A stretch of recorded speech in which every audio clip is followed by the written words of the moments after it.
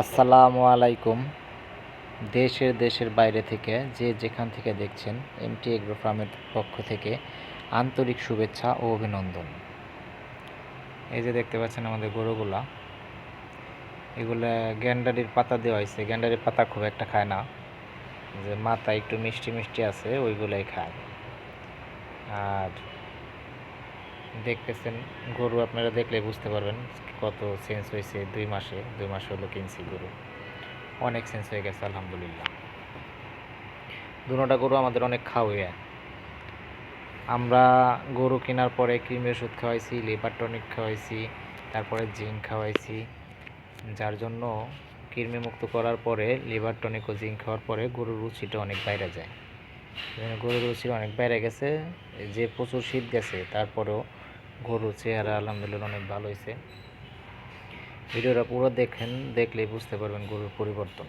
গরুগুলো কেমন শুকনো ছিল, কাবু ছিল। আমাদের কালা গরুটা তো হাইটে আসতে পারে না, হাটে থেকে আনার সময় হাইটে আসতে পারে না। এই দেখেন কতটা পরিবর্তন হয়ে গেছে। আসলে আমরা পর্যাপ্ত পরিমাণে ঘাস খাওয়াই গরুটি, দানাদার দিই খুব অল্প অল্প দানাদার দিই আর ঘাস খাওয়াই। কেউ যদি গরু পালতে চান, আমি বারবার আমার সব ভিডিওতেই বলি যে অবশ্যই আগে ঘাস লাগাইতে হবে, গরুর খাবার আগে উৎপাদন করতে হবে, তারপরে গরু কিনতে হবে। যদি আপনি ঘাস লাগাইতে পারেন তাহলে আপনার খরচ অনেক বেঁচে যাবে। আর দেখেন কতটা পরিবর্তন হয়েছে আলহামদুলিল্লাহ, আল্লাহর কাছে শুকরিয়া। সবাই দোয়া করবেন আমার জন্য।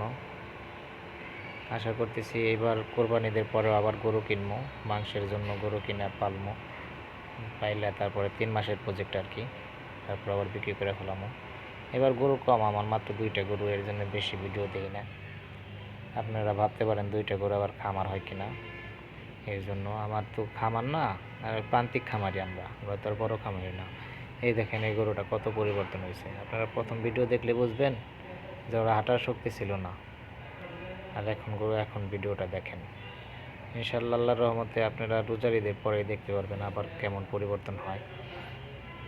আশা করতেছি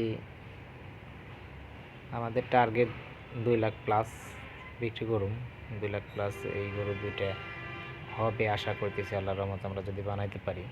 আমাদের গরু কিন্তু বেশি কিনা না, 4,000 কম 1 লাখ টাকা 2টা গরু, তো অল্প বাজেটের গরু। এই গরুতে লস হয় না, আর গরুতে লস নাই। গরু যদি আপনি ভালো মতো পালতে পারেন, অসুখ বিসুখ যদি না হয়, মারা যদি না যায়, তাহলে তো গরুতে লস নাই, গরুতে লাভ হবেই। আর ঘাসের যদি পর্যাপ্ত পরিমাণ যোগান থাকে আপনার, তাহলে গরুতে লাভ হবেই। শুধু যদি দানাদার খাওয়ান সেই ক্ষেত্রে লাভ হবে না, লস হবে না, চালান ওইটা যাবে। কিন্তু ঘাস যদি বেশি থাকে, আপনারা পর্যাপ্ত পরিমাণ ঘাস খাওয়াইতে পারেন, তাহলে গরু লাভ হবে ইনশাল্লাহ।